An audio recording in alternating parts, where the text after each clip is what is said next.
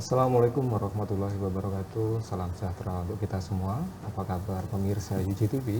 Moga-moga hari ini sehat ya dan bisa menjalankan aktivitas seperti biasa. Pemirsa UGTV masih bersama saya Edi Priantoro dari studio UGTV. Dan hari ini kita akan berbincang ataupun seperti biasa dalam serial IKN, dan kita ataupun tema yang kita ambil adalah mobilitas dan konektivitas melalui transportasi publik di IKN. Tentu dari seri-seri sebelumnya pemirsa UGTV yang mencermati terkait dengan diskusi serial IKN ini sudah mendapatkan gambaran bagaimana perkembangan pembangunan IKN dari awal sampai saat ini. Dan dari berbagai perspektif tentu kita sudah bisa melihat ataupun mendapatkan gambaran dari para ahli ataupun para praktisi di bidangnya masing-masing yang hadir secara khusus di serial IKN. Nah, pada hari ini pemirsa UGTV kita sudah hadir bersama saya di studio untuk membahas mengenai mobilitas dan konektivitas melalui transportasi publik di IKN. Yang pertama adalah Ibu Dr. Sri Wulandari STMT. Beliau adalah Ketua Program Studi Magister Teknik Sipil Universitas Gunadarma. Selamat pagi Bu Sri. Selamat pagi. Bu Wulan ya. Bu Wulan Pak. Wulan. Apa kabar? Sri Wulan boleh. Ya. Sehat, baik ya? Pak, alhamdulillah sehat Pak. Alhamdulillah. Baik, dan tentunya tidak asing lagi mungkin ya dengan Bu Insinyur Irina Mildawani, MT PhD. Beliau adalah dosen Magister Teknik Arsitektur Universitas Gunadarma. Sehat selalu ya Bu? Alhamdulillah Pak, sehat. Dan siap untuk sharing ya. Kalau biasanya menjadi host, sekarang harus menjadi narasumber nih Bu. Gantian Pak ya? Gantian, baik. Gantian. Baik, pemirsa UGTV, untuk membahas mengenai tema yang menarik tadi, tentunya kita akan mendapatkan sedikit gambaran atau visualisasi seperti apa sih updating pembangunan terkait dengan mobilitas dan juga konektivitas yang sudah mulai dilaksanakan di IKN. Kita saksikan video berikut ini.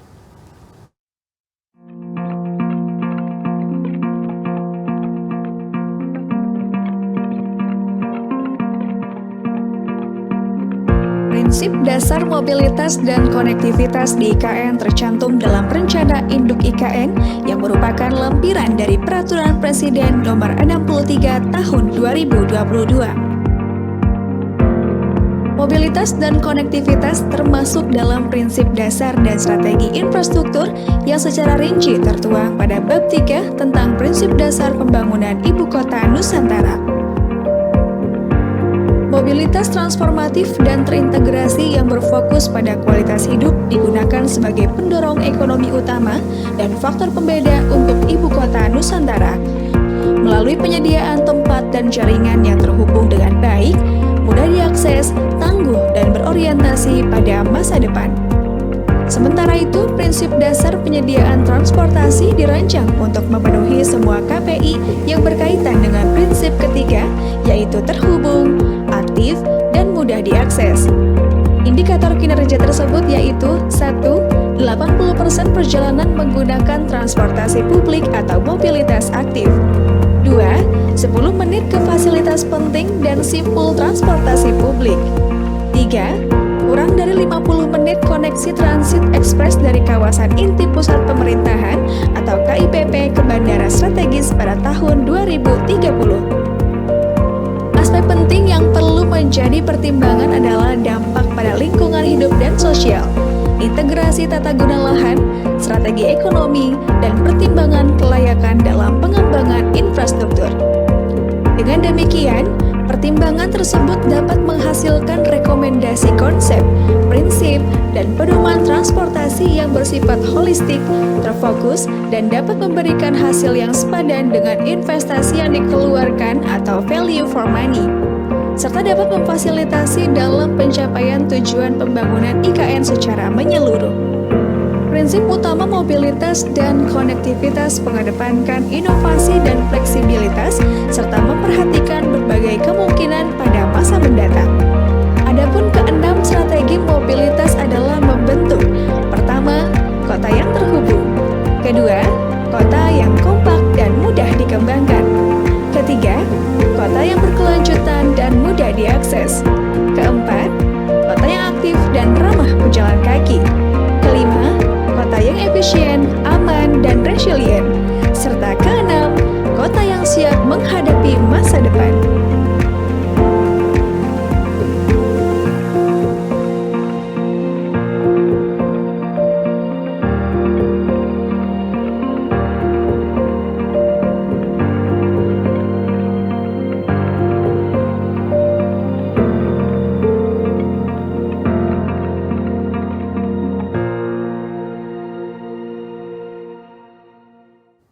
Ya, pemirsa UGTV tentu pemirsa sudah mendapatkan gambaran ataupun visualisasi ya bagaimana pembangunan, penyiapan infrastruktur dan lain-lain yang ada di IKN.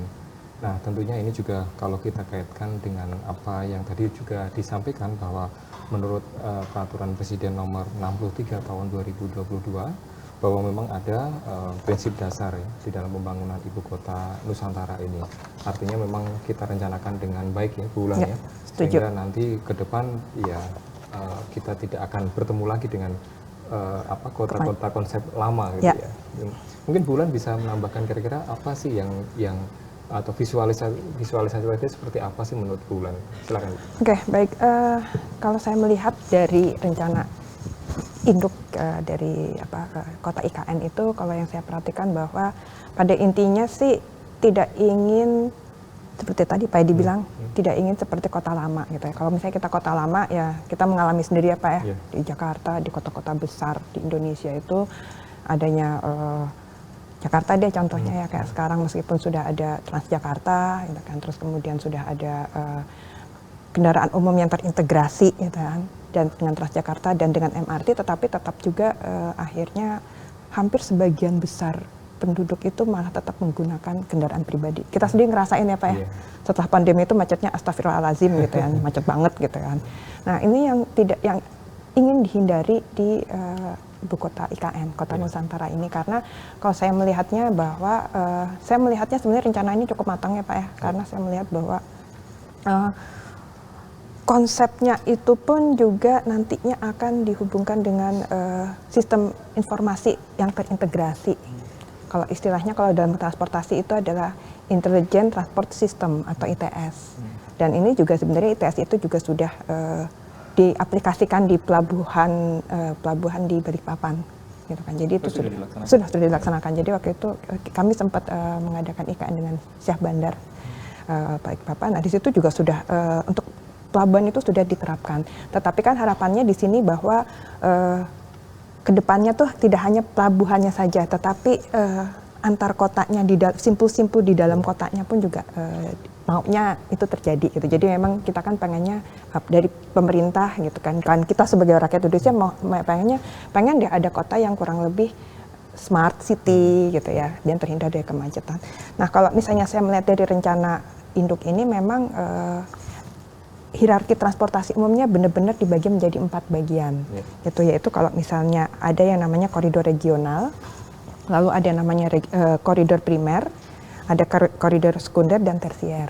Dan kalau misalnya saya memperhatikan sistem ini sendiri juga sepertinya sudah sangat terhubung, apalagi tadi konsepnya adalah paling tidak 80% itu terkoneksi dengan transportasi publik, gitu kan. Terus maunya setiap tempat bisa dijalani 10 menit ya Pak ya, nggak salah. Nah jadi maksimal 10 menit. Jadi kalau saya ngelihatnya di situ, wah itu udah sangat ramah sekali ya Pak, gitu kan. Apalagi kalau misalnya dalam 10 menit sudah bisa dibuat, artinya nanti mungkin Bu Rina akan menyambung ya tentang pejalan kaki ya, gitu kan. Bahwa sebenarnya kalau saya sendiri sih sebenarnya senang jalan kaki ya Pak, gitu. Cuman kalau di Jakarta itu tidak memungkinkan gitu loh. Dan karena saya mau penduduk Jakarta, sebenarnya senang naik transportasi umum, cuman terus terang untuk sekarang masih belum terintegrasi. Dan harapannya kalau di IKN itu akan seperti itu, gitu ya Pak. Jadi kalau saya melihat dari persiapan pemerintah yang sekarang itu kota-kota di sekitar PPU Penajam Pasir Utara seperti Balikpapan dan Samarinda itu sudah mulai diperkuat link-link atau titik hub-hub dari transportasinya. Mungkin itu sih Pak dari saya sementara ya. Baik, terima kasih Bu Ulan ya.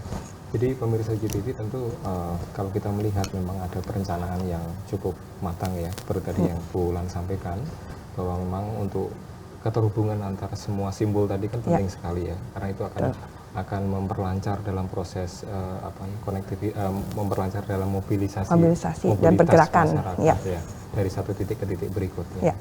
Nah tetapi mungkin apa nih yang penting dari kalau kita kembali ke tema ya Bu Ulan ya, bahwa mobilitas dan konektivitas melalui transportasi ini seperti apa sih yang harus disiapkan, artinya konsep ini kenapa penting gitu dari perspektif Ibu dari sipil tentunya mungkin bisa memberikan gambaran kepada pemirsa.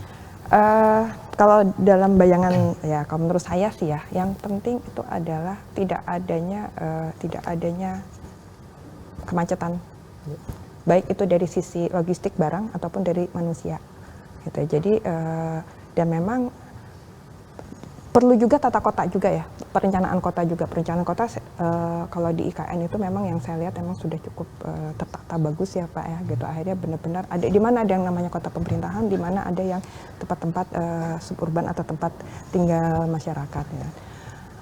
Kalau yang penting buat saya sih adalah menjadi kota yang ramah, di mana mobilitas itu kalau bisa jangan sampai ada tanda kutip macet ya Pak, gitu kan.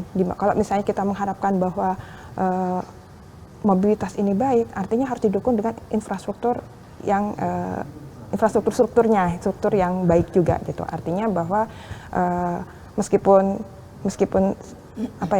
mobilitasnya memang nanti sangat padat, tetapi paling tidak secara infrastruktur juga harus didukung, dalam arti bahwa kebutuhan untuk terminalnya pun juga harus mencakup semuanya.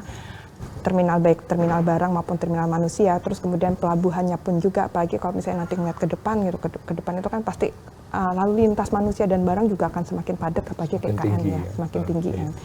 Nah terus kemudian juga harus diperhatikan juga kebutuhan dari masyarakat yang nanti tinggal di sana, posisi-posisi, kalau menurut saya posisi-posisi tempat perdagangan di mana, rumah tinggal di mana gitu, karena kan manusia itu kan ada kecenderungan, kalau menurut saya ada kecenderungan untuk bermobilisasi gitu. Artinya kalau seandainya semua di dalam kota itu sudah terpenuhin gitu kan, transportasinya juga lancar, insya Allah sih rasanya nanti ke depannya juga paling gampang nggak ketemu macet deh Pak, kan?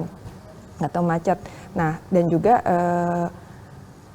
balik lagi gitu kan, memang transportasi umum itu kan memang diperlukan media atau moda transportasi seperti kendaraan gitu kan. Nah kecenderungannya kan kalau manusia itu kan maunya kalau misalnya pergi kemana-mana tuh maunya gampang ya Pak, gampang, nyaman, nggak panas gitu. Disuruh jalan tuh sebenarnya mau gitu.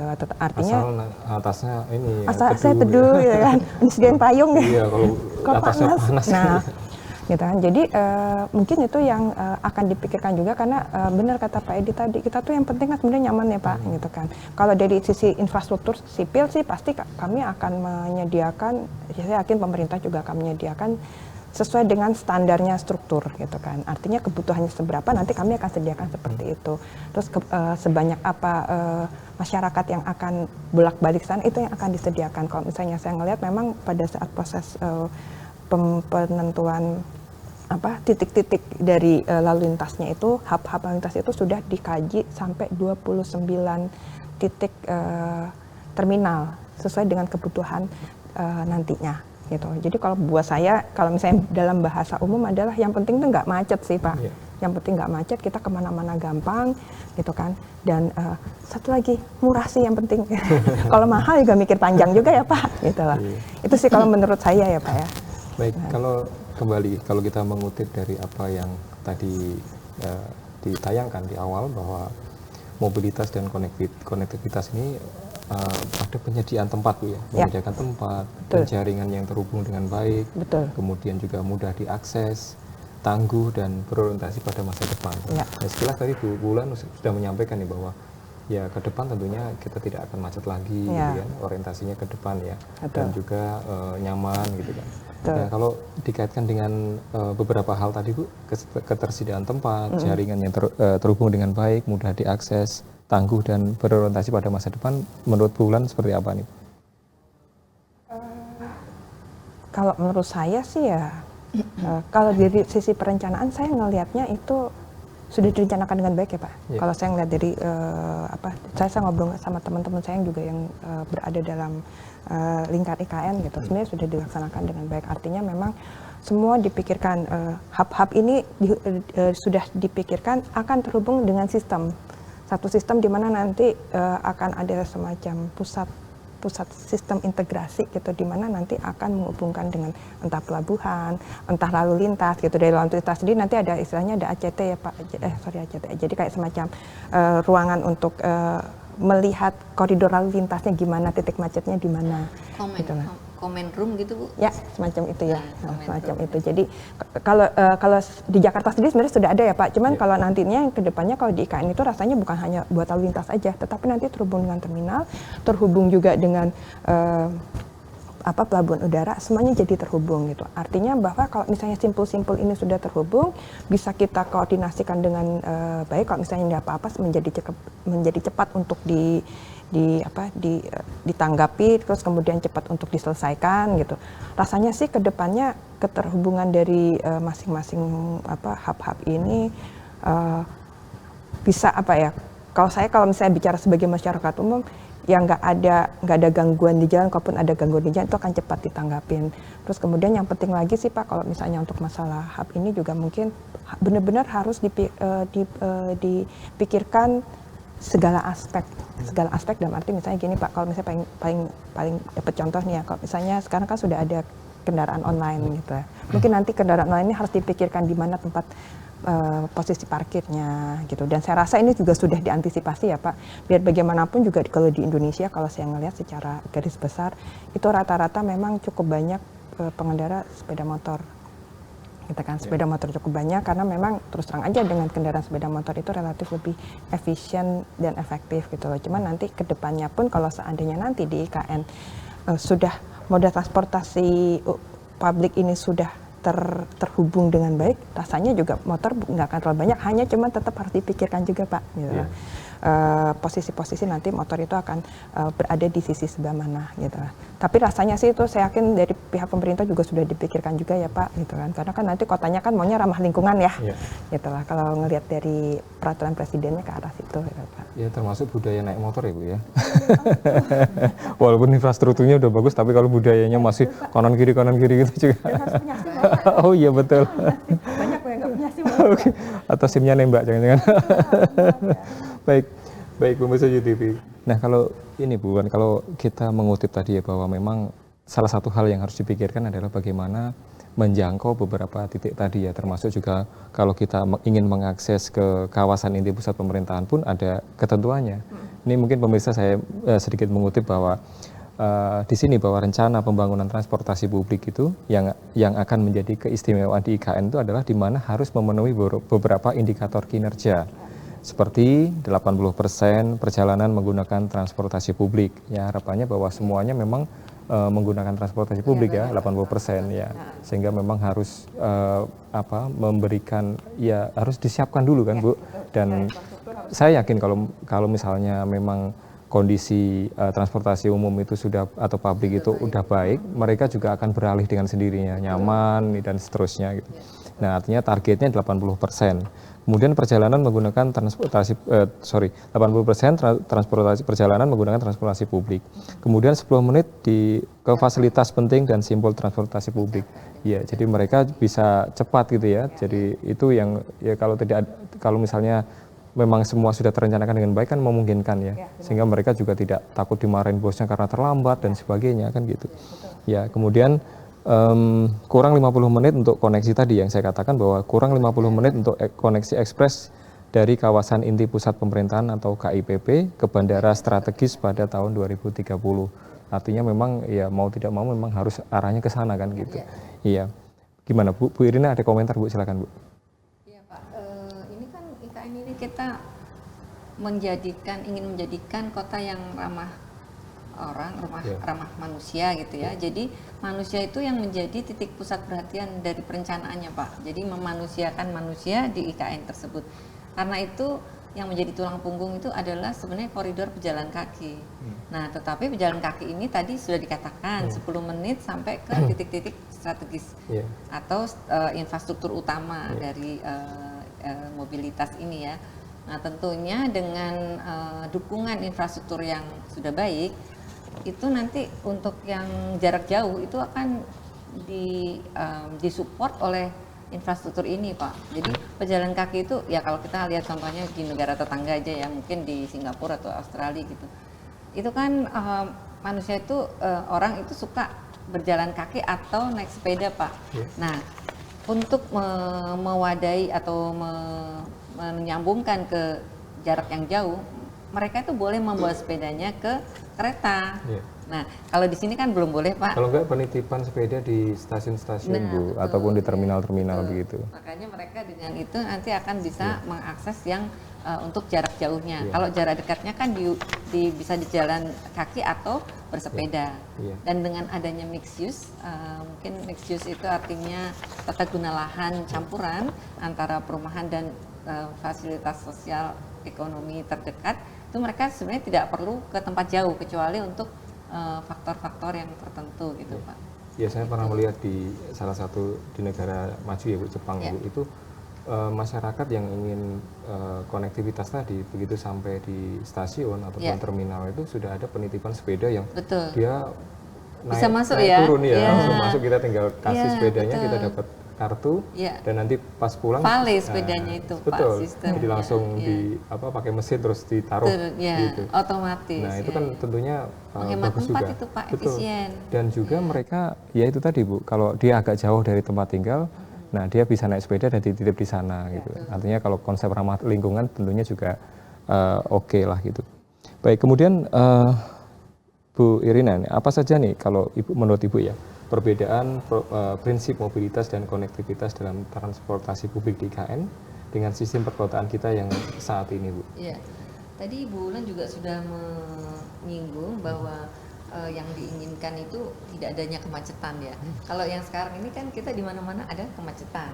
Nah, itu yang ingin kita hindari, Pak. Jadi nomor satu kita pembedanya adalah adanya fasilitas untuk transportasi publik yang lebih banyak atau tadi 80% daripada yang mobil pribadi gitu kan. Kalau mobil pribadi itu memang kan kalau saat ini 80%, transportasi publik mungkin yang 20%. Nah, kalau IKN itu kita mengharapkan sebaliknya gitu kan. 80% yang untuk transportasi publik, 20% untuk apabila ada terpaksa gitu ya dengan kendaraan pribadi. Dan itu pun katanya kan kendaraan pribadi harus yang itu Pak, bukan yang rendah emisi. Jadi tidak menggunakan bahan bakar minyak gitu. Nah, diharapkan adalah mobil listrik. Kan sekarang sudah mulai nih Pak dibangun produsen-produsen untuk mobil listrik ini kan. Nah, itu yang akan diberi insentif oleh pemerintah untuk nantinya IKN itu insya Allah low carbon emission atau bahkan net zero. Jadi zero emission yang diharapkan. Karena kan Indonesia ikut dalam perjanjian negara-negara yang menandatangani untuk perubahan iklim itu Pak, IPCC itu. Nah, itu kita sudah bertekad hanya membatasi kenaikan suhu 1,5% dalam sampai tahun 30. Padahal tahun 30 itu tinggal 5 tahun lagi. Gitu. Iya. Baik pemirsa TV, kita akan istirahat sejenak ya, break sejenak karena di segmen yang kedua nanti kita juga akan melanjutkan dengan satu diskusi terkait dengan konektivitas transportasi publik ya. Namun kita jeda sejenak, kita ikuti persembahan berikut ini.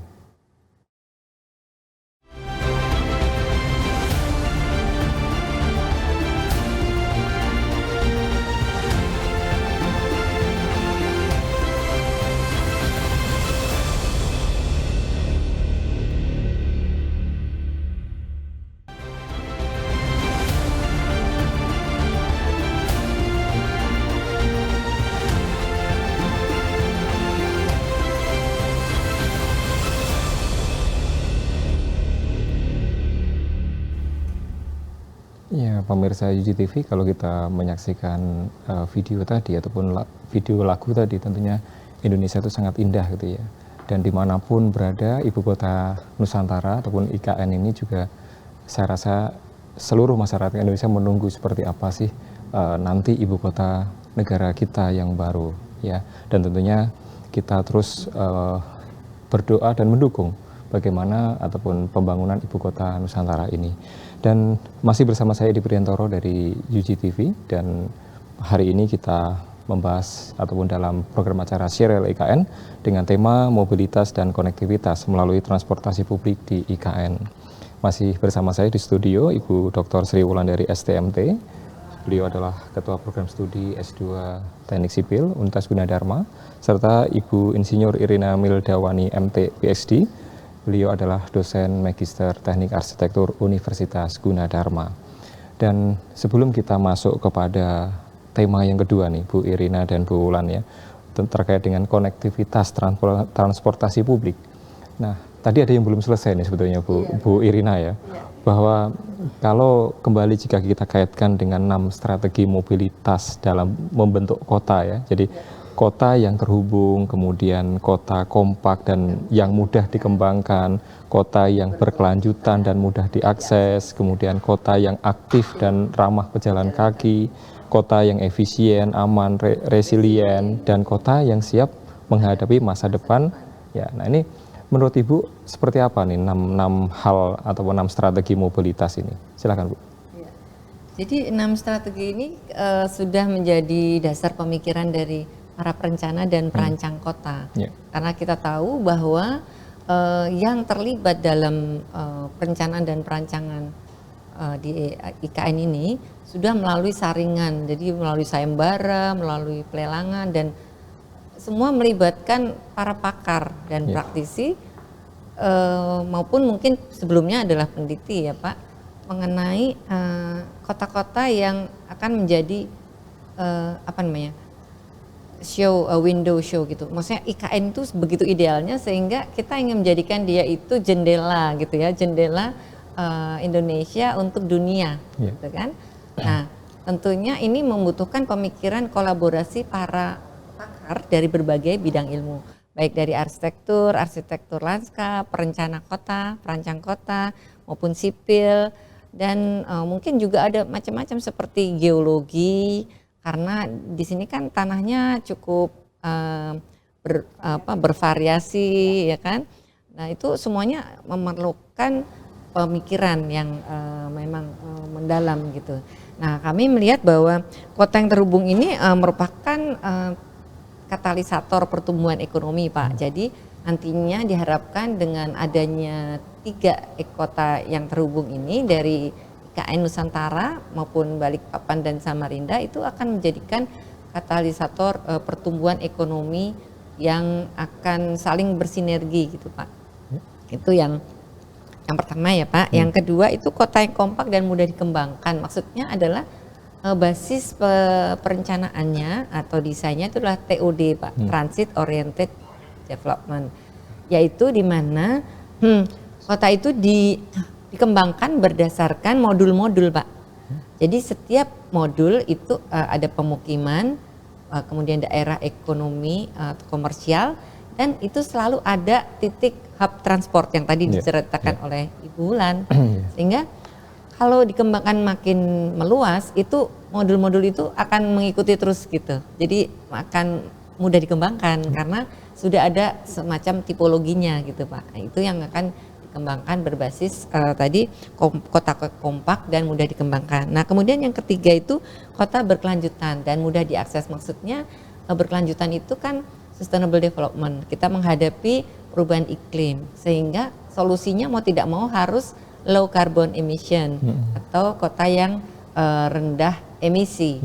Nah ini membutuhkan kendaraan atau infrastruktur yang rendah karbon dalam arti tidak menggunakan BBM. Ya, mobil listrik misalnya. Mobil listrik, kereta listrik, ya kan, sepeda listrik, motor listrik. Motor listrik. Nah, seperti itu sehingga tempat-tempat berhubungan itu semuanya akan merupakan daerah-daerah yang hijau, gitu kan. Kita memberikan ruang terbuka hijau yang cukup karena semuanya sudah kompak bentuknya kan, gitu Pak.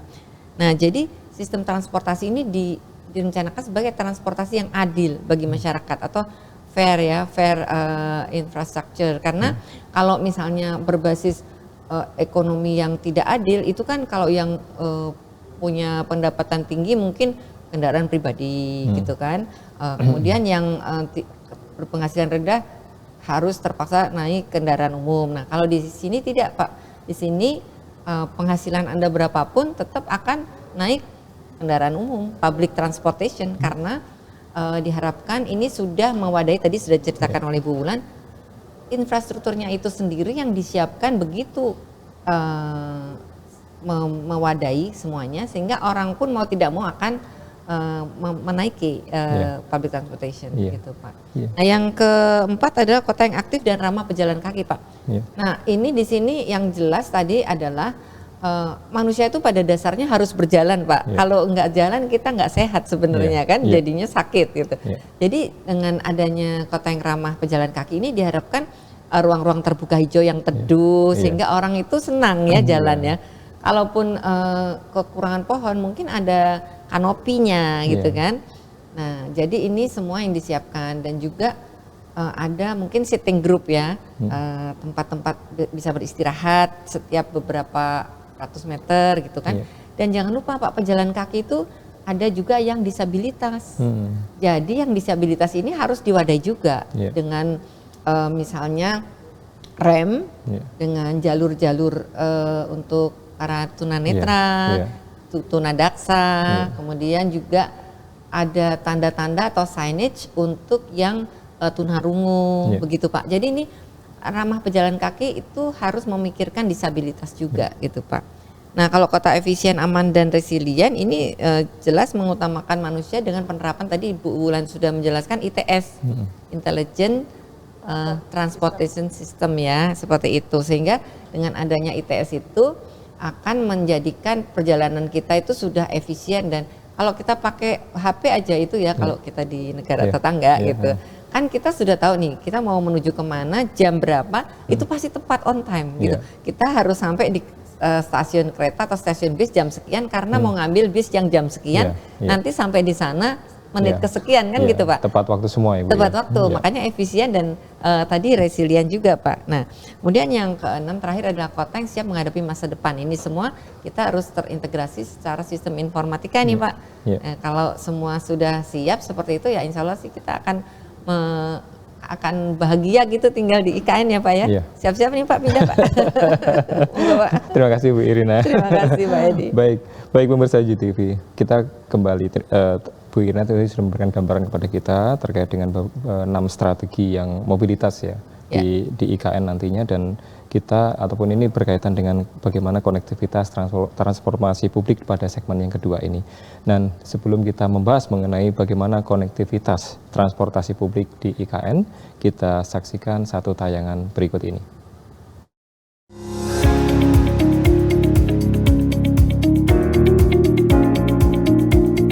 Konektivitas transportasi antar daerah dan antar wilayah dalam negeri dan dengan luar negeri dengan berbagai sarana transportasi darat, laut, dan udara serta terjaminnya sarana-sarana terkait seperti pelabuhan laut, bandara, stasiun kereta api, dan lain-lain sudah pasti dapat meningkatkan dan mempercepat pertumbuhan perekonomian. Konektivitas transportasi akan memungkinkan wilayah-wilayah di penjuru Indonesia dapat dijangkau, mudah didatangi, mudah dikunjungi, sehingga potensi pertukaran dan perdagangan dan jasa di wilayah tersebut akan meningkat. Konektivitas transportasi juga meningkatkan jumlah arus orang dan logistik di wilayah-wilayah tersebut, sekaligus menegaskan kehadiran negara. Adapun sistem transportasi yang akan dikembangkan di IKN yakni di transportasi udara, akan dilakukan pengembangan bandara mengusung konsep aerotropolis yang cerdas, terintegrasi, dan memperhatikan etika lingkungan. Di sektor transportasi laut, akan dikembangkan penggunaan kapal autonomous untuk kapal penumpang maupun barang, konsep Smart Port dan Traffic Separation Scheme. Selanjutnya di sektor transportasi darat akan dikembangkan fasilitas pejalan kaki, sepeda, kendaraan listrik berbasis baterai, dan kendaraan autonomous untuk angkutan bus. Saat ini di Provinsi Kalimantan Timur telah memiliki sejumlah prasarana transportasi yang akan mendukung konektivitas di IKN, seperti Bandara di Balikpapan dan Samarinda, Pelabuhan Semayang, Pelabuhan Karyangau, dan Pelabuhan Kaltim Karyangau Terminal atau KKT. Optimalisasi prasarana yang ada dan akan dibangun sejumlah infrastruktur transportasi di kawasan inti pusat pemerintahan atau KIPP maupun daerah sekitarnya seperti terminal tipe A, bus rapid transit, bandara khusus VVIP, kereta api perkotaan dan antar kota atau Trans Kalimantan, Intelligent Transport System, dan lain sebagainya. Desain IKN mengusung konsep baru dalam tata kota, yang dirancang menjadi model kota maju secara teknologi dan tetap berdampingan dengan lingkungan serta melindungi kebudayaan nasional. Pemindahan IKN akan menjadi tahap baru peradaban Indonesia yang maju, adil, dan makmur. Nah, pemirsa YGTV, kita baru saja menyaksikan ya satu visualisasi bagaimana konektivitas transportasi publik yang ada di IKN dengan menghubungkan dengan berbagai macam moda transportasi yang ada. Nah, mungkin selengkapnya Bu Ulan bisa menanggapi ataupun membahas mengenai tayangan tadi, Bu. Silakan. Oke, kalau tadi kalau nggak salah ada tayangan tentang aerotropolis. Aerotropolis. Itu tuh kalau misalnya aerotropolis itu kalau secara teori itu adalah merupakan kota dengan Aerotropolis itu merupakan sebuah kota dengan tata letak, infrastruktur, dan sektor ekonomi berpusat pada bandar udara atau sebagai kota bandara. Nah, kalau tadi di tayangan video itu tadi ada 2 bandara ya Pak ya? Bandara di Balikpapan dan yang lama dan Samarinda yang lama. Terus kemudian nanti akan ada lagi yang terbaru, akan dikembangkan yang terbaru. Nah, jadi kalau misalnya melihat dari sini, saya melihat bahwa mobilitas ini memang tidak hanya di darat saja yang dipikirkan, tidak hanya di laut, tapi di udara pun juga sudah ada, sudah dipikirkan. Artinya dengan konsep aerotropolis ini sudah dipikirkan bahwa ya kadang-kadang namanya manusia itu kan pengen apa-apa serba cepat ya Pak, gitu kan. Jadi mau kemana-mana serba cepat. Apalagi konsepnya kan ini ibu kota negara, Bu. Betul. Artinya kan seluruh negara kita kan ya. Satu, kita ibu kota yang yang menjadi pusat pemerintahan ya. Betul. Di mana seluruh wilayah Indonesia yang kepulauan tadi kan akan lebih cepat menggunakan transportasi udara. Ya, kemudian dari luar negeri pun akan datang dengan menggunakan transportasi udara, kan gitu. Jadi memang yang namanya satu kota metropolitan seperti ini nanti kan akan jadi kota metropolitan. Memang mau tidak mau harus ada bandara di dekat situ. Jangan kejauhan juga ya Pak, capek di jalan gitu kan. Terus kemudian ini kalau saya melihat bahwa dengan konsep ini memang IKN sangat didukung, apalagi di dekat kota situ. Kalau dibalik kita ke Balikpapan itu sekitar 1,5 jam ya Pak ya? Kalau lewat darat. Lewat darat ya, 1,5 jam. Gitu kan, artinya dengan lewat darat 1,5 jam pasti kalau misalnya paling tidak kalau misalnya terpaksa masyarakat tidak bisa mengakses nanti yang di IKN ke Balikpapan masih 1,5 jam gitu. Jangan sampai kita ke bandara terlalu lama juga ya. Nah, tapi kalau saya lihat di sini bahwa dengan konsep aerotropolis ini pasti akan mendukung perekonomian di sekitar bandaranya juga gitu. Secara ekonomi dan sosialnya juga akan baik gitu, Pak. Artinya bahwa dengan konsep ini dari aerotropolis ini nanti akan dihubungkan dengan hub-hub yang lain gitu kan. Pasti akan ada disambungkan dengan MRT atau Mass Rapid Transit. Nanti juga akan dihubungkan dengan bis juga gitu kan, bis. Dan saya rasa itu sangat mendukung orang untuk oh ya ternyata ke IKN itu gak susah ya gitu kan. Pilihannya tuh banyak gitu kan. Nah, nanti juga karena tadi seperti yang Bu Ina sampaikan, diharapannya IKN itu akan menjadi kota jendela dunia kan. Dimana nanti orang akan melihat bahwa wah ini kotanya modern sekali gitu. Semuanya ada. Secara transportasi itu nanti semuanya ada, dari MRT Pak, dari BRT ya, terus nanti ada bandara, terus nanti juga dekat dengan pelabuhan PPU. Nanti saya rasa juga lama-lama pasti ada kapal krus pariwisata yang akan datang ke situ gitu. Bersandar di situ ya. Bersandar di situ gitu. Jadi orang akan apa ya, everybody happy lives di IKN gitu Pak. Dan saya rasa ini sangat baik untuk kedepannya gitu kan, dan sangat mendukung untuk menjadi kota jendela dunia. Itu sih kalau yang dari tayangan yang tadi ya. Dan apalagi saya melihat bahwa memang sudah di bandara dan pelabuhan itu sudah konsep ITS ini, Intelligent Transportation Systemnya sudah mulai. Kalau di bandara, kalau di pelabuhan laut sudah ada tuh Pak. Tinggal tunggu terkoneksi aja tuh udah, nanti dari sisi pengelola IKN itu akan lebih mudah untuk melihat kondisi di lapangan, meremote segala kegiatan. Kalau ada masalah apa-apa juga langsung terlihat gitu. Dan rasanya nanti segala permasalahan yang saat itu terjadi itu bisa cepat diselesaikan.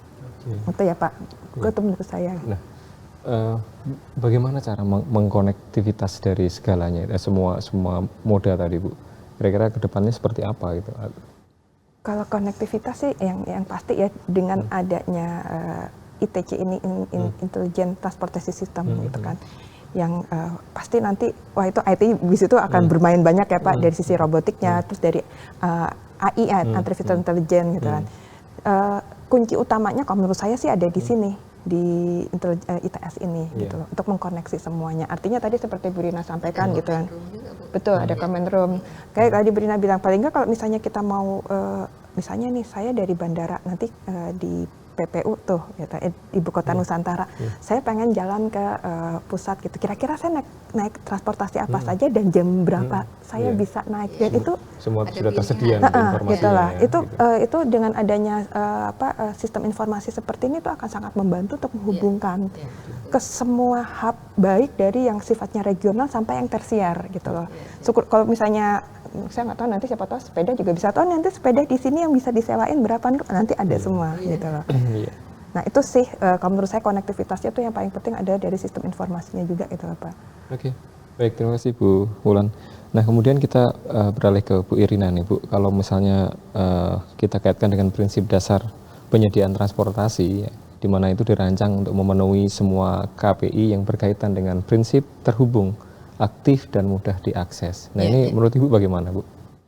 Yang aktif dan mudah diakses itu maksudnya aktif di sini diharapkan penduduk ini adalah aktif berjalan kaki Pak maksudnya. Jadi kembali kepada sistem pejalan kaki tadi atau pedestrian gitu, di mana-mana itu selalu ada jaringan pedestrian yang nyaman bagi pejalan kaki gitu.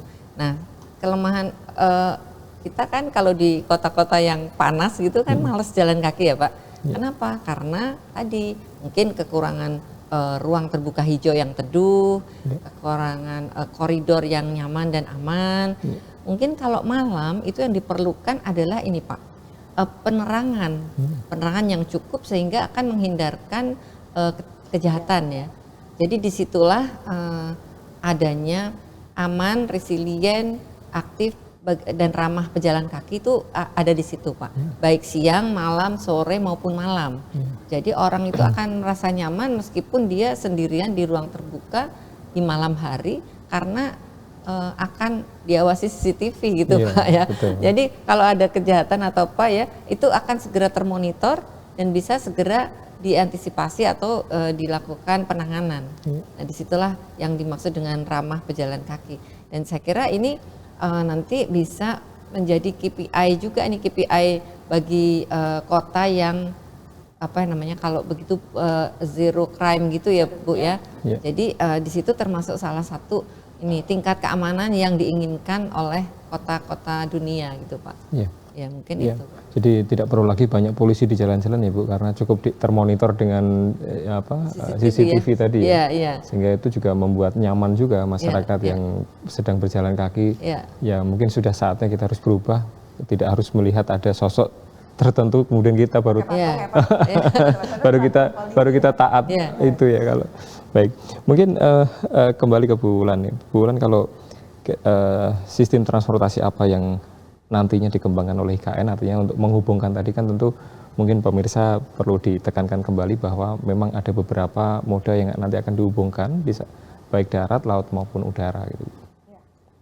Baik, kalau misalnya melihat dari hierarki transportasi umum yang ada di peraturan presiden itu ada 4, yaitu koridor regional, koridor primer, koridor sekunder, dan koridor tersier. Nah, koridor regional ini merupakan koneksi regional langsung ke pintu gerbang Ibu Kota Nusantara. Nah, salah satunya adalah adanya kereta regional atau kereta api, gitu kan. Kereta api di sini bisa bentuknya kereta api yang biasa ya Pak, yang antar kota, dan kemudian juga mungkin ada mass rapid transit juga, gitu kan. Terus kemudian ada koridor primer, yaitu kereta kota, terdiri dari kereta kota, mass rapid transit, dan light rail. Nah, kalau misalnya kereta kota juga sama ya, mungkin kalau di Jakarta itu contohnya commuter line. Commuter line. Terus kemudian mass rapid transit juga sudah ada juga ya Pak di Jakarta. MRT ya, yang menghubungkan, kalau sekarang sih masih kalau di Jakarta itu dari Lebak Bulus sampai ke Bundaran HI ya. Terus kemudian nanti ada light rail atau LRT. Itu juga di Jakarta juga sudah ada gitu kan. Skytrain. Nah.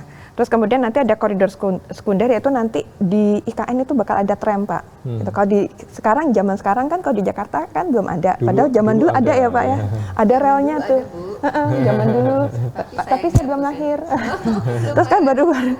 baru ketemu relnya ya Pak di daerah Jakarta Kota, Pusat. di kota ya. Nah itu nanti bakal ada tram gitu kan. Tram itu ternyata memang salah satu moda transportasi yang akan digunakan nanti di IKN. Lalu kemudian ada BRT atau Bus Rapid Transit. Nah kalau BRT itu sendiri, kalau di Jakarta itu mungkin sama dengan Transjakarta. Tapi kalau BRT itu istilahnya banyak di Semarang tuh Bu, ada BRT sama Yogyakarta gitu kan.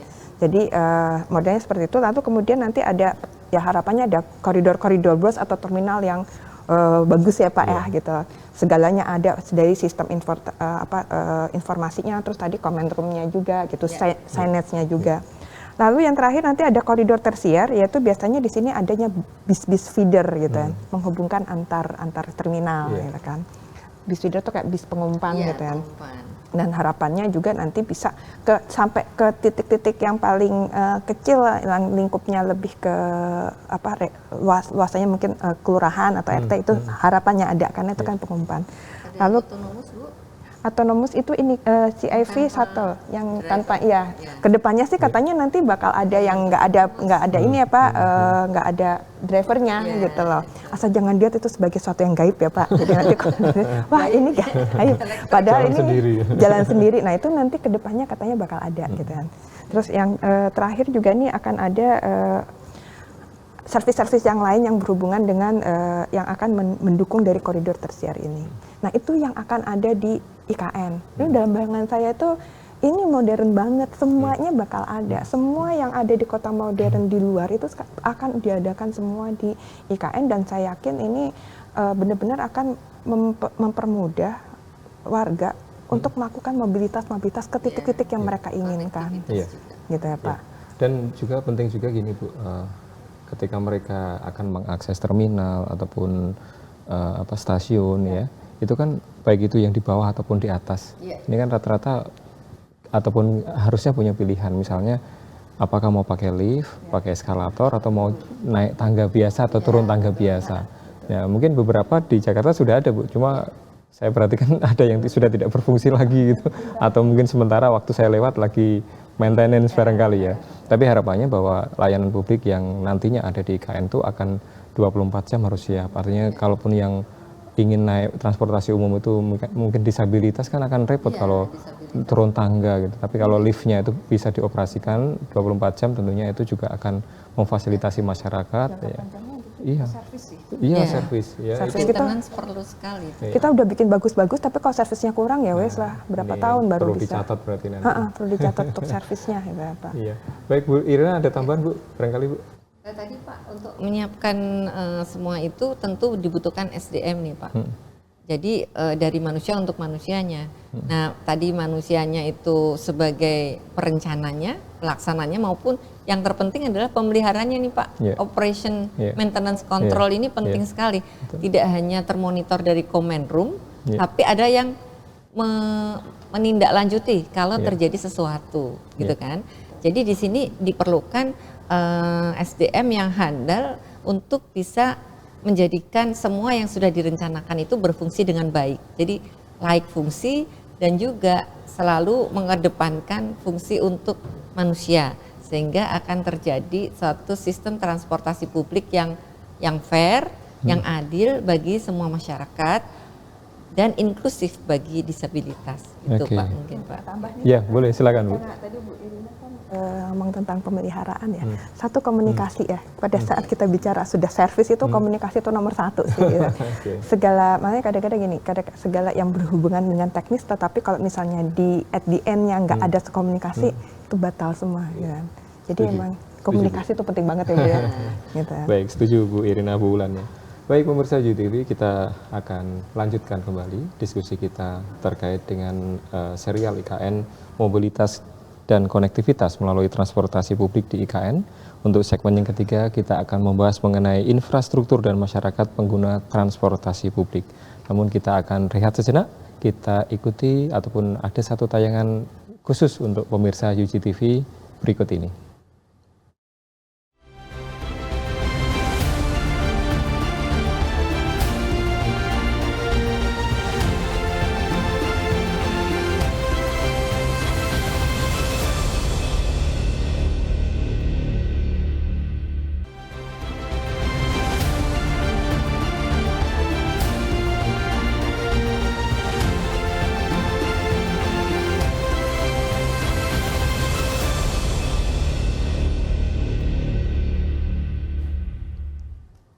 Pemirsa UGTV, masih bersama saya Edi Priantoro dalam program acara Serial IKN dengan tema mobilitas dan konektivitas melalui transportasi publik di IKN atau Ibu Kota Nusantara.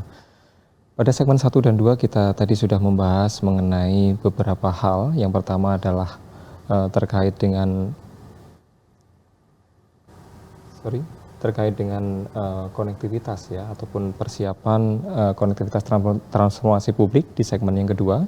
Sedangkan di segmen pertama tadi adalah prinsip dasar mobilitas dan konektivitas IKN. Dan pada segmen yang ketiga ini kita coba membahas mengenai infrastruktur dan masyarakat pengguna transportasi publik. Dan bersama saya di studio masih bersama Ibu Dr. Sri Wulandari STMT. Beliau adalah Ketua Program Studi Magister Teknik Sipil Universitas Gunadarma, serta Ibu Insinyur Irina Mildawani MT PhD sebagai dosen Magister Teknik Arsitektur Universitas Gunadarma. Nah, sebelum kita membahas mengenai apa infrastruktur dan juga masyarakat pengguna transportasi publik, kita akan saksikan satu tayangan yang nantinya diharapkan bisa memberikan satu gambaran kepada pemirsa seperti apa sih yang dimaksud dengan infrastruktur dan juga bagaimana kondisi masyarakat sebagai pengguna transportasi publik. Kita saksikan berikut ini. Ibu Kota Nusantara dikembangkan dengan gagasan yang kompak dan menjadi kota yang berkelanjutan serta mudah diakses. Gagasan kota yang kompak dan mudah dikembangkan merupakan upaya seiring sejalan memungkinkan penahapan yang fleksibel dan menjadikan suatu kawasan TOD yang mudah dilayani secara efektif dengan layanan transit dan fasilitas umum.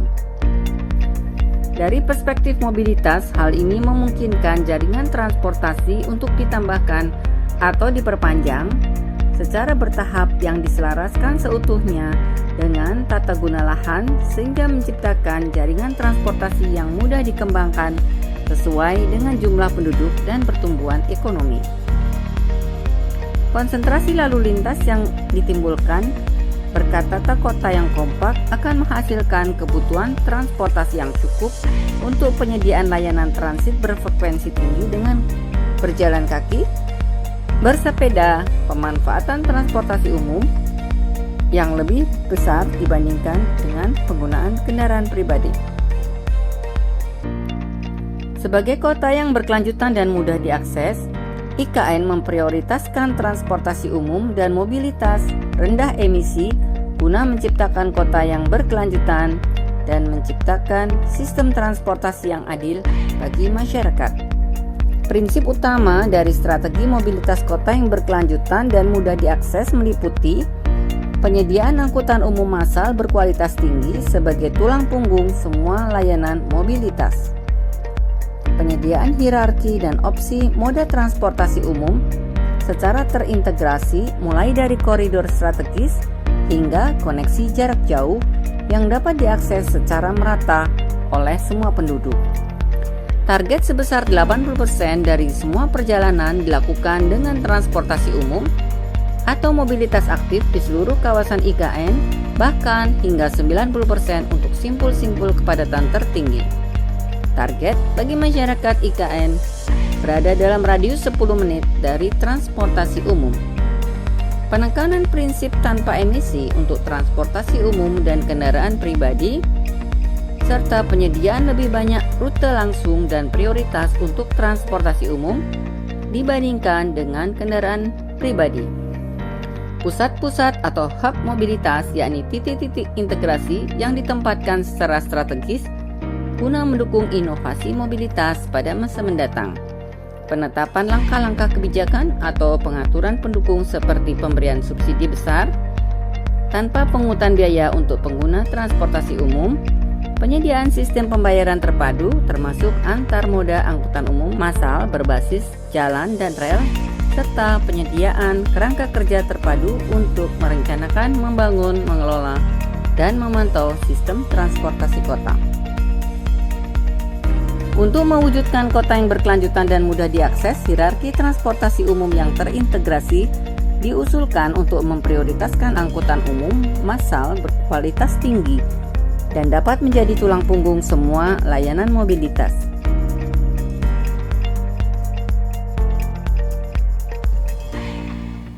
Ya, pemirsa UGTV, baru saja kita menyaksikan satu visualisasi ya terkait dengan gambaran umum ya, Bu Irina ya, bagaimana hal yang nantinya ataupun rencana yang nantinya akan diimplementasikan ataupun sekarang sudah mulai ya di IKN. Nah ini kalau melihat tayangan tadi, apa nih yang Ibu bisa sampaikan Bu? Silakan Bu. Ya, tadi memang animasi video tadi itu menggambarkan IKN insya Allah sesungguhnya di masa depan Pak. Ya. Nah memang ada tahap-tahapannya untuk bisa sampai ke sana. Tapi insya Allah kita bisa melihat gambaran itu dengan jelas Pak, dengan jelas gitu bahwa itulah yang sedang dikerjakan, yang sedang dibangun dan dilaksanakan dan tentunya insya Allah akan kita nikmati dalam tahapan-tahapan selanjutnya dari IKN ini. Kita melihat di sana bahwa kotanya itu sejuk, kotanya itu hijau, karena di sana 35% maksimal Pak untuk bangunan, 65%-nya untuk ruang terbuka hijau. Kan terbalik ya, kalau di Jawa masih 65% yang bangunan, 35% ruang terbuka hijau. Nah di sana itu menurut undang-undang terbaru memang ruang terbuka hijaunya 65 sampai 75% Pak. Nah kita juga tadi melihat dalam gambaran tayangan tadi ada kendaraan-kendaraan otonomus Pak. Ada bis yang tanpa awak gitu ya untuk jarak pendek, kemudian banyak orang bersepeda dan berjalan kaki. Dan yang penting lagi itu ada perbedaan ketinggian Pak. Di situ disebutkan titian warga gitu ya, itu skywalk. Itu tidak ketemu dengan kendaraan berbasis engine gitu ya Pak. Jadi kalau pejalan kaki tidak harus takut nyebrang gitu Pak. Kalau sekarang kan kita mau nyebrang takut karena kendaraan kenceng, motor kenceng, semua. Jadi kita yang mau menyeberang ini malah pejalan kaki kalah dengan kendaraan. Nah kalau di IKN itu seperti halnya kota dunia dan kota yang ideal itu adalah kota untuk manusia. Sehingga manusia itu yang diutamakan, manusia itu yang dimuliakan Pak. Sehingga manusia itu yang menjadi pusat perhatian dan diperhatikan dalam perencanaan maupun pengelolaan konektivitas dan mobilitas yang akan datang di IKN Pak. Gitu Pak kira-kira. Baik, terima kasih Bu Irina. Nah kita pindah ke atau beralih ke Bu Wulan ya. Bu, kalau kita melihat visualisasi tadi tentunya kita coba kaitkan ya. Apa saja sih sebetulnya potensi dan tantangan ya, baik fisik maupun non fisik dalam proses perencanaan dan juga pembangunan sistem transportasi publik ya di IKN. Baik, kalau misalnya ini kan perencanaan ini kan sudah mulai dilaksanakan ya Pak. Kalau misalnya yang tantangan yang pertama itu ada sekarang pengadaan material. Dan karena ini satu pekerjaan yang memang tahun 2024 pada tanggal 17 Agustus 2024 Pak Jokowi kan maunya rapat mau upacara di sana upacara di sana. Artinya di sini pun juga yang informasi yang saya dapatkan dari teman-teman saya itu memang dikebut. Nah, yang dikebut itu bukan hanya satu atau dua bangunan, tapi bangunannya banyak ya, jalan ya, gedung gitu kan, ya terminal dan sebagainya, paralel semua gitu loh. Artinya apa? Satu yang paling susah sekarang itu adalah antrian dari material. Material ini datangnya dari mana? Ada yang dari Surabaya, ada yang Jakarta. Kalau dari Palu, kalau batu-batu dari Palu, gitu kan, dari Palu. Terus kalau misalnya kayak yang kayak tiang pancang, tiang-tiang itu dari Surabaya atau enggak dari Makassar. Sejauh-jauhnya dari Jakarta, gitu kan. Karena kan biasanya material-material seperti ini kan mau tidak mau harus kita bawa pakai kapal laut gitu kan, nggak bisa pakai pesawat terbang gitu kan. Jadi perlu waktu ya. Perlu waktu. Nah, antrian pelabuhannya juga panjang gitu kan. Terus kemudian dari pelabuhan mau kita bawa ke lokasi untuk project itu juga cukup panjang juga gitu loh. Jadi tantangan sekarang itu dari material dan logistiknya gitu kan.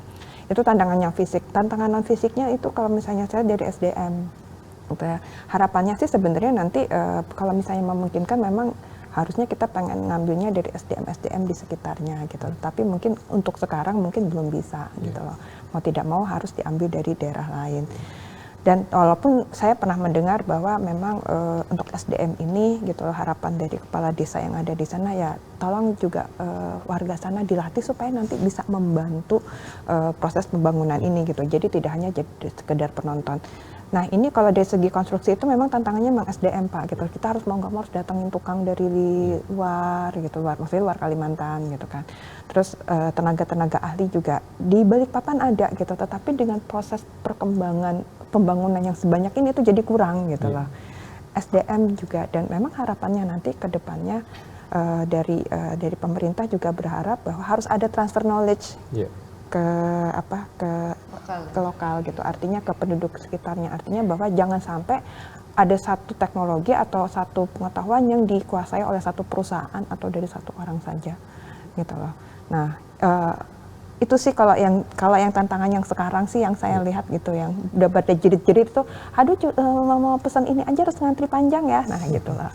Ya tapi itu bisa dimaklumin ya Pak, karena memang benar-benar masif pembangunannya gitu loh Pak. Baik.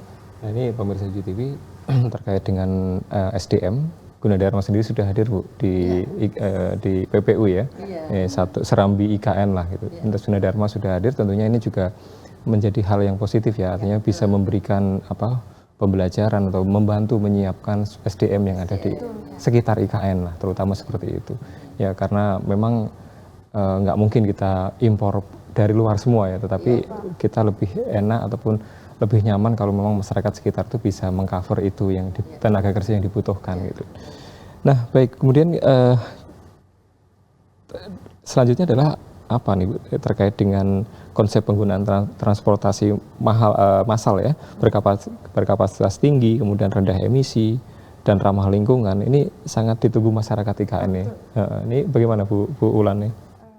Tadi kalau misalnya kita lihat, kita bahas bahwa nanti di IKN itu akan ada mass rapid transit gitu, yang bentuknya kayak kereta-kereta. Artinya apa dari satu titik ke titik lain itu sekalian bawa orang banyak gitu kan. Artinya bahwa insya Allah bahan bakar juga tidak akan terlalu banyak gitu kan. Jadi kecepatannya juga gitu kan, terus juga waktunya juga efisien waktu. Jadi nanti ke IKN itu saya melihat semua moda transportasi umum itu sudah tumpuk ada di sana gitu loh, dan itu saya rasa itu akan sangat mempermudah warga untuk bermobilitas dari titik ke titik yang diinginkan gitu loh. Terus apa lagi Pak tadi Ali? Ya, yang jadi ramah lingkungan. Ramah lingkungan juga ya, dengan adanya MRT juga kan ramah lingkungan, apalagi pakai listrik ya Pak ya, gitu loh. Terus karbon emisinya juga pasti akan kurang. Rendah gitu. emisi ya. Rendah emisi gitu kan. Apalagi tadi konsepnya kan 35% bangunan, 65% hutan gitu kan. Artinya bahwa dengan dibantu rendah emisi dari kendaraan-kendaraan, dan pabrik juga nggak ada di situ ya. Artinya bahwa kota ini menjadi kota hutan yang ramah lingkungan kalau menurut saya gitu. Ya karena memang ya penting sekali Bu, artinya dengan kondisi alam ataupun 60% ruang hijau tadi tentunya juga akan membuat nyaman masyarakat ya, dan tentunya saya yakin bahwa simbol-simbol transportasi itu juga sudah dipersiapkan sehingga mungkin yang masuk ke kotanya itu yang tadi ya, yang rendah emisi ataupun mungkin mobil listrik ataupun LRT yang menggunakan listrik itu yang boleh masuk ke kota. Nah tentunya itu akan membuat nyaman masyarakat yang tinggal di ibu kota Nusantara, yang mau tinggal di sana. Dan baik, kemudian kita lanjutkan ke Bu Irina nih Bu. Kalau dikaitkan dengan aspek penting apa saja nih Bu yang perlu menjadi pertimbangan kelayakan ya dalam pembangunan mobilitas dan konektivitas melalui transportasi publik di IKN, terutama dari sisi pengguna dan manusianya nih. Ya. Dari sisi pengguna ini Pak, memang kita perlu merubah mindset masyarakat ya. Kalau sekarang kan masyarakat Indonesia itu supaya bisa mobilitasnya tinggi, mereka umumnya suka motor. Karena harganya terjangkau kan Pak daripada mobil gitu. Jadi motor itu sepertinya sudah menjadi moda idaman gitu lah ya, sampai ke desa-desa seluruh Indonesia gitu ada motor itu Pak, sampai ke desa-desa yang sempit, yang terpencil pun. Nah ini harus dikembalikan mindsetnya ke alam, karena motor itu kan masih menggunakan BBM ya Pak. Sementara BBM bisa semakin mahal dan juga tidak ramah lingkungan, sehingga dengan adanya infrastruktur yang memadai dan bisa mendukung seluruh mobilitas dan konektivitas di IKN, diharapkan itu mindset masyarakat itu bukan motor lagi Pak, tapi ke transportasi publik, dan kereta dengan bis, dan juga sepeda, tapi nanti sepedanya bisa terkoneksi ke kereta dan seterusnya. Jadi saya kira ini yang akan menjadi perubahan mindset yang besar bagi pengguna, dan juga mungkin ada diseminasi atau ya komunikasi kepada masyarakat, sosialisasi ya. bahwa kita itu gawat loh untuk perubahan iklim gitu ya. Kita sudah menandatangani perjanjian untuk 1,5 derajat tuh tidak boleh lebih untuk sampai tahun 30 ya, atau 45 itu tahun 2045 itu sudah lebih rendah lagi. Jadi komitmen pemerintah untuk bisa menerapkan mobilitas dan konektivitas yang berbasis rendah karbon ini saya kira sangat tepat, karena itu menunjukkan bahwa kita in action ya, bergerak dan melakukan sesuatu yang sesuai dengan komitmen kita untuk masa mendatang. Saya kira itu ya, yang penting adalah perubahan mindset dan bagaimana kita bisa mensosialisasikan dan membuat masyarakat itu menyadari dan semuanya itu menerima ini dengan mudah. Tapi saya kira masyarakat itu sebenarnya mudah kok Pak. Maksudnya coba Bapak ingat nggak zaman dulu KRL Depok Bogor itu seperti apa sih? Saya waktu masih S1 ya, mungkin Pak Marisa tahu ya, sekitar tahun 80-an ya, kita masih S1. Itu kereta Bogor Jakarta itu udah penuh dengan pedagang kafe segala gitu kan. Semua pedagang ada pengamen. Ada. Terus yang konyol lagi tuh Pak, yang berbahaya, anak-anak itu di atas loh Pak, di atas atap. Sehingga waktu terjadi kecelakaan itu kan serem banget ya, yang di atas itu kan sudah nggak bisa tercover lagi, itu pasti akan menjadi korban ya. Nah itu sudah nggak ada, dan waktu saya pulang dari S3 kemarin, saya tuh cukup kagum gitu ya. Karena menteri yang baru itu, yang perhubungan itu Pak Jowina itu kan sudah bisa merubah mindset kereta yang kumuh gitu kan, menjadi KRL yang modern dan aman, nyaman, sehingga itu ternyata juga nggak ada calo-calo. Oh zaman dulu kan kereta selalu penuh calo ya Pak, kalau sekarang sudah nggak ada calo, dan yang tadinya berprofesi sebagai calo itu mungkin sudah menjadi satpamnya atau security-nya di situ kan, sehingga tidak ada masyarakat yang tertinggal. Jadi di sini itu yang memang yang paling penting perubahan mindset Pak. Kalau perubahan mindsetnya sudah menerima dan diberikan fasilitas infrastruktur yang memadai, saya kira semua akan nurut kok. Saya sangat setuju dengan apa yang disampaikan Bu Irina ya, pemirsa, bahwa memang pembangunan fisik juga berjalan, tetapi juga perubahan ataupun sosialisasi sehingga kemudian bisa merubah mindset dari masyarakat juga demikian ya. Sehingga pembangunan fisik dan non fisik ya itu berjalan beriringan, sehingga nanti pada saatnya moga-moga di tahun 2024 itu sudah siap lah untuk masuk ke IKN, dan itu menjadi contoh untuk seluruh Indonesia, bahkan seluruh dunia gitu kan. Sehingga harapannya adalah masyarakat Indonesia khususnya juga bisa mulai berubah, bergerak ke perubahan mengikuti apa yang sudah ada di IKN. Baik, terima kasih Bu Irina dan Bu Wulan ya, yang sudah sharing kepada pemirsa terkait dengan beberapa hal ya, terkait dengan mobilitas dan konektivitas ya melalui transportasi publik di IKN ya. Dan kita akan lanjutkan kembali dengan beberapa tema ataupun pada serial IKN yang lain, tentunya akan menghadirkan beberapa narasumber dan juga tema-tema yang menarik. Pemirsa UTV, atas nama kru yang bertugas saya ucapkan terima kasih. Selamat pagi. Assalamualaikum warahmatullahi wabarakatuh. Waalaikumsalam.